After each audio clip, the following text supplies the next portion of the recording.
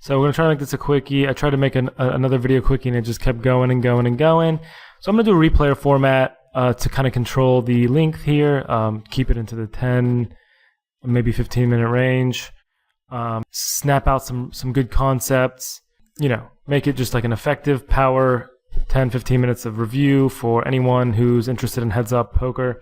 There'll be a little bit of deep stack, a little bit of short stack, a little bit of everything. So let's get started here. Opening Jack 5 suited, super standard. This player, I think Simul sat with me, so I couldn't tell if he was like a competent player based on that alone. Like, you know, I'm just talking about the first few hands, reads. By the way, let me do something here. There's a cool feature on PT4, HUD stat values at the time of hand. So if I click that, you actually can see my HUD as it was in game. So that's super cool, I think. Never saw that before in another software. So we're readless, and we think the guy might be, you know, like a low stakes reg. Since we're playing a low stakes game here, it's not like anything. I'm not going to expect any top players or anything. I end up checking down king high here. I think betting the flop's always okay. I chose not to bet it just because I think it hits a lot of hands, and the hands that it doesn't hit are going to be like the queen jack kind of hands. A lot of hands that might float. Because they're mostly going to be overcards. So everything else is going to have a gut shot or a pair anyway. So I didn't feel like really turning my hand into a bluff here, and we ended up checking it down. It's a little bit weak passive, but it's not, I don't think it's that bad either.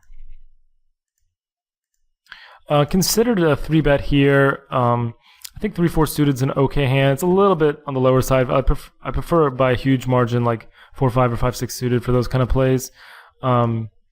I opted not to 3-bet this time, and I also opted not to open 3-4 offsuit. So I've started off the match a little bit tight, but that's kind of correct to play a little bit basic, readless, and let the cards and game flow like start to build some history and dynamic with your opponent before you start, you know, making big adjustments and stuff.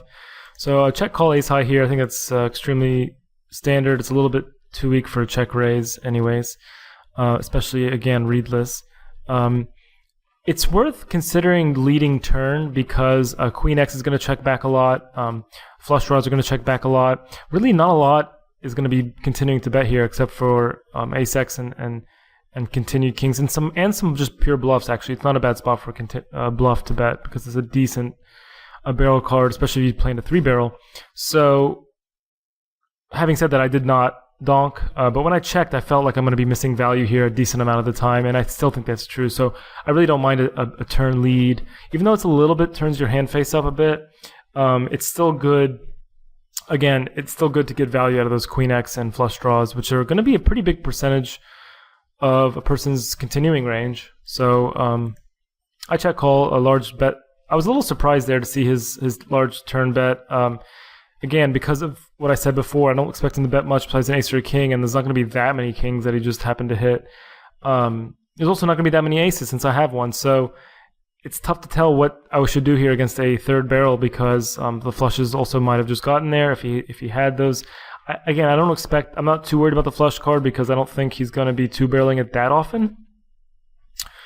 I guess a king x flush draw would be barreling though, so that's one possibility, but in general, I still think his range is going to be kind of polarized between air and then top pair or pair of kings. So anyway, I'm checking and evaluating. I'm really not sure if I can call a large bet here. He checks back, so it ends up being fine, and he shows, I think, a king. But that's a tough spot, actually, to call a 3rd barrel, to be honest, because it's going to be just a lot of ace x that is mostly bigger than us.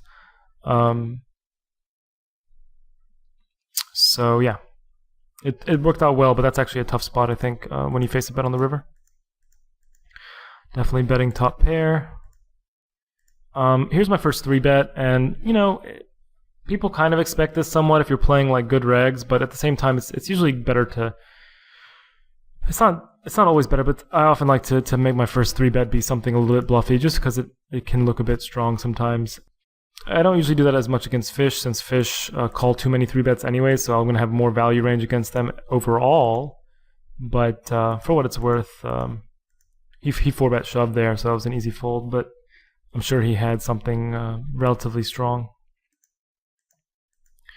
C-bet, not a good two-barreling card. Nothing that called a flop there is going to be folding turn there basically at all.